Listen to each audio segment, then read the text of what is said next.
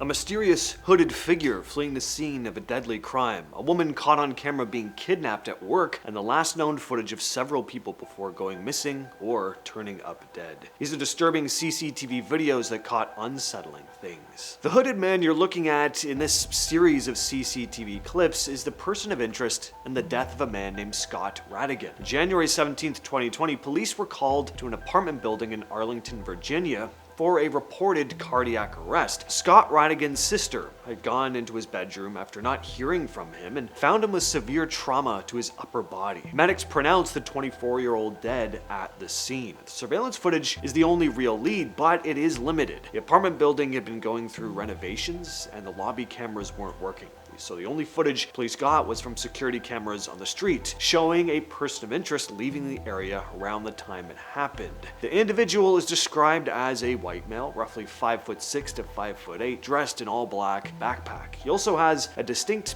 pigeon-toed gait with his feet turned a bit inward. It's possible he was walking like that intentionally though, to throw investigators off. Apparently a lot of people close to Scott believe this was not a random act, but a professional hit. But as of recording this video, the case is still unsolved. On February 1st, 2012, 18-year-old Samantha Koenig was working the closing shift at Common Grounds, a small coffee shack in Anchorage, Alaska. The CCTV inside the kiosk shows a man, later identified as Israel Keys, walking up to the window. In the footage, the interaction looks normal for a few minutes. Samantha is seen moving around the small space, getting a drink ready, and talking back and forth with the customer at the window, but then the man pulls out a weapon before jumping through the small service window to get inside. Once he's in the kiosk, he forces Samantha to turn off the lights. Camera quality wasn't great to begin with, but now it's even harder to make out. What is clear though is there's a struggle taking place. You can see him tie her hands and lead her out in the parking lot. Keys later confessed he had been planning an abduction for a while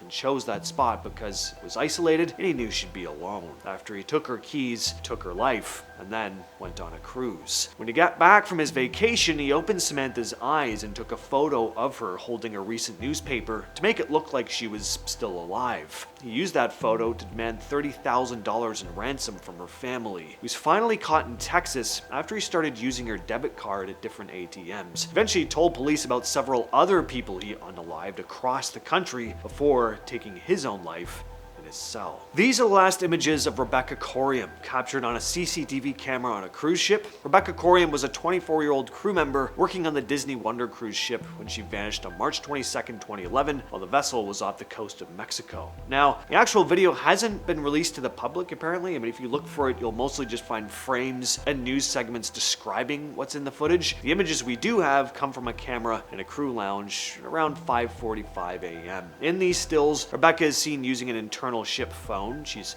wearing oversized men's clothing, a detail her family found suspicious because the clothes were not hers. From the descriptions of the full video, she looks visibly distressed, pacing and rubbing her forehead during the call. A male crew member eventually walks by and asks if she's okay, and she reportedly mouthed, "Yeah, fine," before hanging up and walking away. That was the last time anyone saw her. When she didn't show up for her shift a few hours later, the ship was searched, but she was nowhere to be found. Disney's investigators figured she was swept overboard by a rogue wave on the crew pool deck, but her family doesn't buy that, pointing out that the railings in that area are high and the water was calm that morning. There are also reports of her credit card being used months after she disappeared. There are tons of theories as to what happened here, but unfortunately the case has yet to be solved. Jennifer Kesse lived in Orlando when she disappeared in January 2006. She'd just gotten back from a trip and had been at work the day before, but she never showed up the next morning. Her apartment showed no signs of a struggle.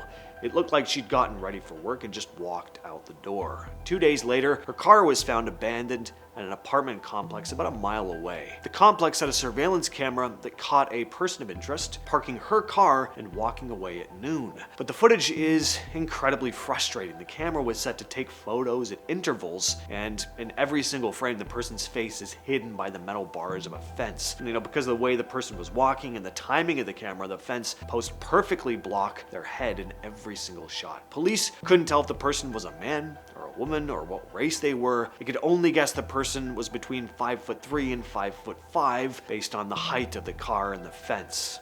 The case has been cold for 20 years. John Wheeler was a high-level guy in DC. He'd worked as an aide for 3 different presidents. It was a big deal in the defense world. On New Year's Eve in 2010, his body was found by a worker at a landfill in Wilmington, Delaware. He'd been beaten to death and thrown into a trash bin. When the police looked at CCTV from the days before he died, they found footage that didn't make any sense given his background. On December 29th, the camera in a parking garage caught Wheeler looking totally lost. He was in his suit, but he was missing one of his shoes and was carrying it around in his hand. He looked confused and was wandering through the garage like he didn't know where he was. He told people at the garage that he'd been robbed, but he never called the cops. The medical examiner confirmed that this was a homicide, but beyond that, the case is still a total mystery. Trevor Deely worked for a bank in Dublin. He went missing after a Christmas party in December of 2000. For years, the investigation didn't have much to go on, but in 2017, this CCTV footage was released. The footage shows Trevor walking home at 4 in the morning in a heavy downpour. As he passes a bank, there's a man in a dark hoodie standing there in the shadows of the doorway. As soon as Trevor passes by, the man in the hoodie steps out and begins following him. The camera further down the street catches Trevor again a few minutes later, and the same hooded figure is still right there, trailing behind him. That was the last time Trevor was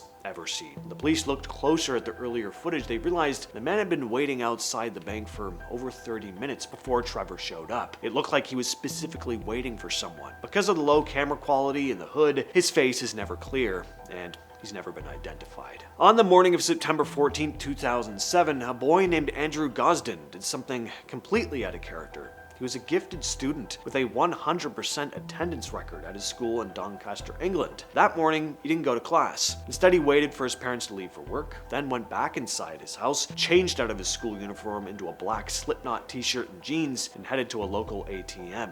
Withdrew money, nearly everything in his account, and bought a one-way train ticket to London. The only confirmed footage of Andrew from that day comes from the CCTV cameras at King's Cross Station. He arrived at 11:20 a.m., and the video shows him walking through the station and heading out the main exit 5 minutes later. He didn't look at all distressed. Sadly, the police didn't actually pull this footage for 27 days. By the time they realized Andrew had even gone to London, almost every other camera in the city had already looped over its footage. So these short clips are the only visual leads they have. There was no evidence he used the internet to meet someone. He didn't even have an email address. The whole thing is just very strange. In December 2009, 30-year-old Stephen Koecher left his home in St. George, Utah, and drove his car 2 hours away to a residential neighborhood in Henderson, Nevada. He didn't have any friends or family there. He didn't even tell anyone that he went. The only evidence of his arrival is a grainy shot from a neighbor's security camera in a cul-de-sac. The footage shows Stephen parking his car at the end of the street and walking across the pavement. It's hard to make out, but he's carrying something, possibly a folder or some papers, and that's it. He never returned to his car, and he was never seen again. When the car was found abandoned a few days later, his keys and cell phone were missing, but his clothes and other personal belongings were still inside. His phone continued to ping